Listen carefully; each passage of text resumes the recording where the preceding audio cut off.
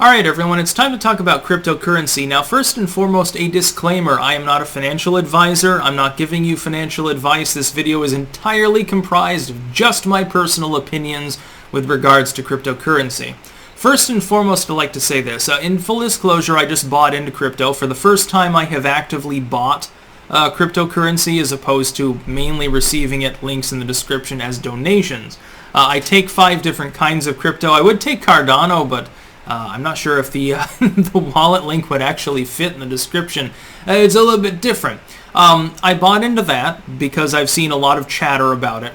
And what I've seen with Dogecoin, even with Bitcoin early on, is that when chatter is present, it seems to skyrocket at some point because there tends to be a concerted effort to cause that for mimetic purposes.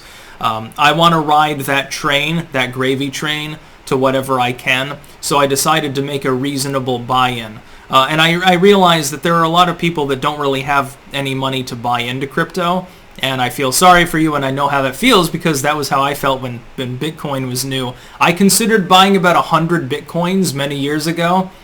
Yeah, I wish that I had. Now, that being said, I think that crypto is going to continue rising generally over the long term. I'm not even remotely flummoxed by the crash of the last 48 hours. In fact, it's just spurred me on to buy more crypto. And here's why.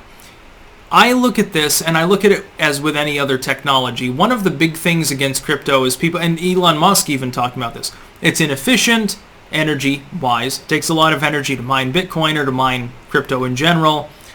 Transaction times are long. The technology's, basically it's a dinosaur. That's true.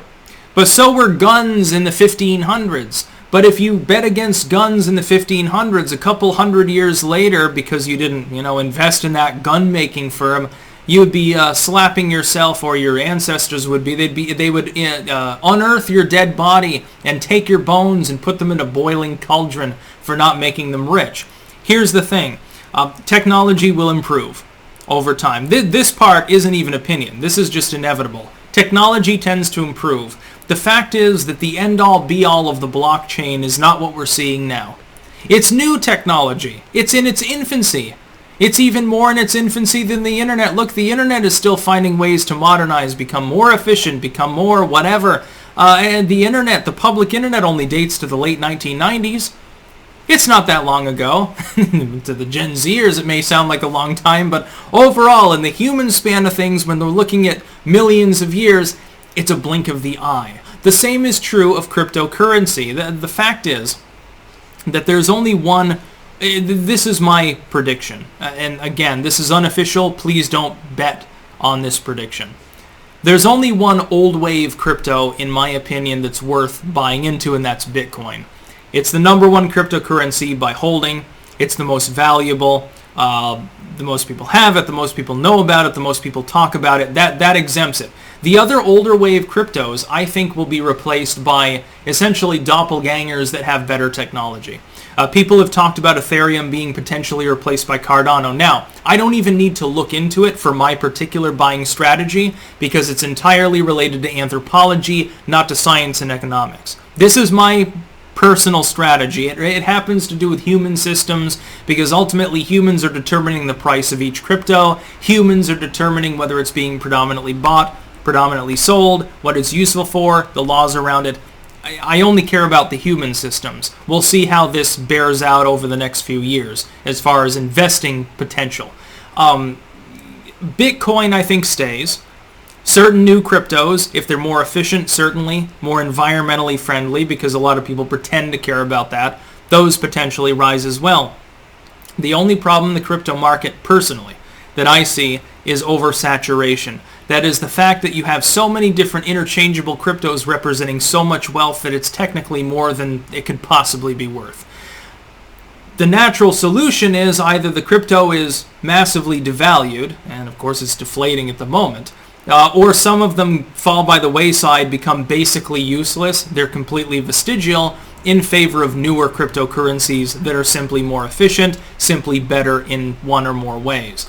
I think that's what's going to happen. That's why I invested in Cardano. That's why I've invested more in Bitcoin, because I think that will be the one main holdout from the past. And I'm going to keep investing.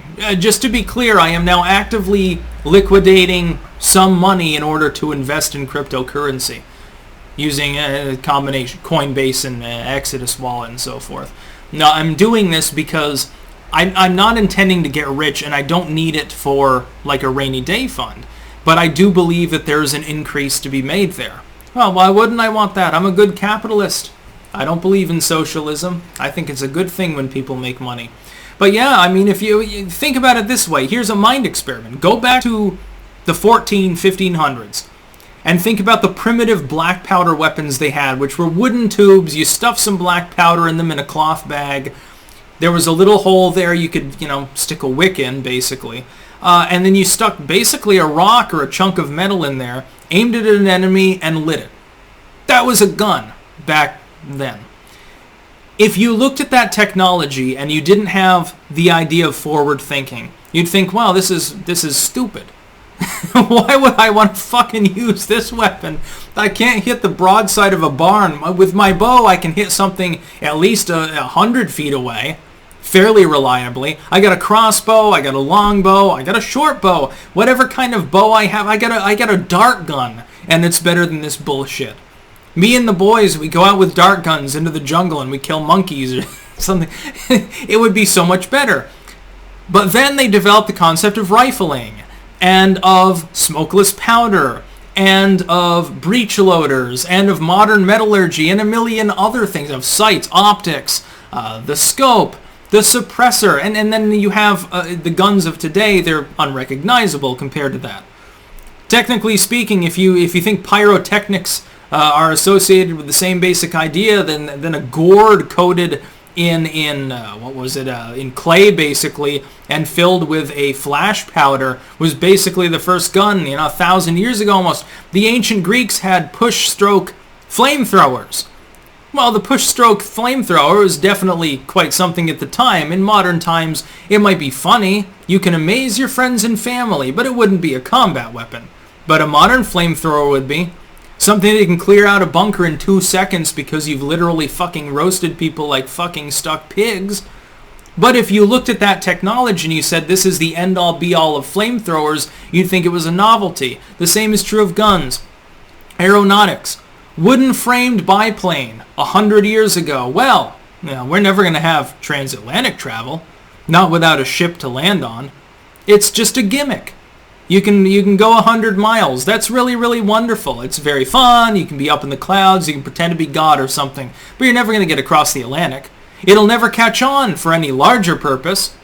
Roads, cars, look at any technology back through all of human history. Has the end-all be-all of that technology ever been spawned in the first 10 years of its existence? Or does it take, in many cases, several decades, sometimes over a century, to culminate? Look at the cars we had in 1920 compared to the cars that exist today, with their speed, the way that they're designed, aerodynamics, the kind of fuel they use. Literally everything about them is completely different. The concept is the same. The same, I believe, will be true of cryptocurrency. The concept of a digital currency in and of itself is natural. I believe it is in major advent potentially technologically.